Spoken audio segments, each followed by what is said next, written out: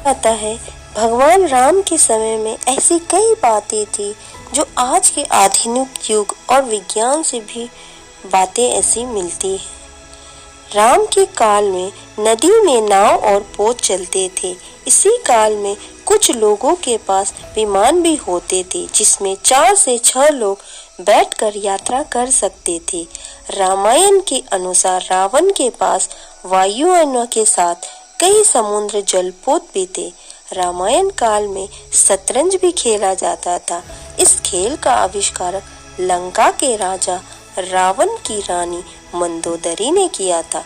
इसे चतुरंग कहा जाता था। यह भी कहा जाता है राम काल में पतंगे भी उड़ाई जाती थी। राम रावण का युद्ध केवल धनुष बाण और गदा भाला जैसे अस्त्रों तक सीमित नहीं था। कहते हैं कि युद्ध के दौरान राम सेना पर श्रद्धासुर ने ऐसे विकट अस्त्र छोड़ा था जिससे सुवेल पर्वत की चोटी को सागर में गिराते देख सीधे दक्षिण भारत के गिरी को भी समुद्र में गिरा दिया था।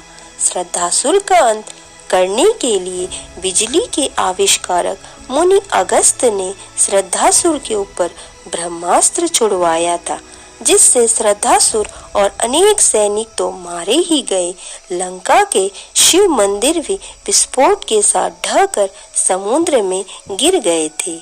इसी तरह उस काल में दूरबीन भी होता था। राम को अग्निवेश ने एक विशिष्ट कांच दिया था जो संभवतः दूरबीन था। इसी दूरबीन से राम ने लंका के द्वार पर लगे दारूपंच अस्त्रों को देखा और 5-6 पास्त्र छोड़कर नष्ट कर दिया था। राम और रावण की सेनाओं के पास भीषुम्बटियां यानी बंदूकें थी।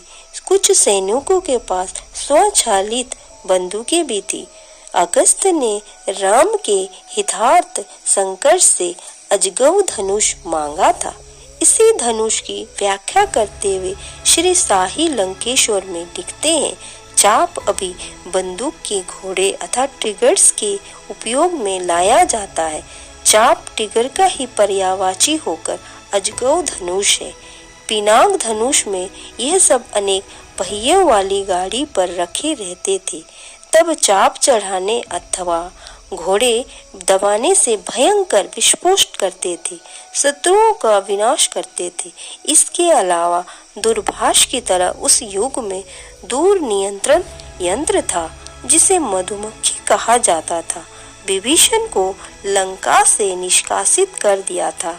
तब वह लंका से प्रयाण करते समय मधुमक्खी और दर्पण यंत्रों के अलावा अपने 4 विश्वसनीय मंत्री अनल, पनश, संपाति और प्रभाति को भी राम की शरण में ले गया था। राम के काल में सभी लोग बहुत ही नैतिक और सभ्य थे। सभी मर्यादा में रहकर जीवन यापन करते थे। वीडियो पसंद आए तो चैनल को जरूर सब्सक्राइब करिएगा और वीडियो लाइक करिए। जय श्री राम।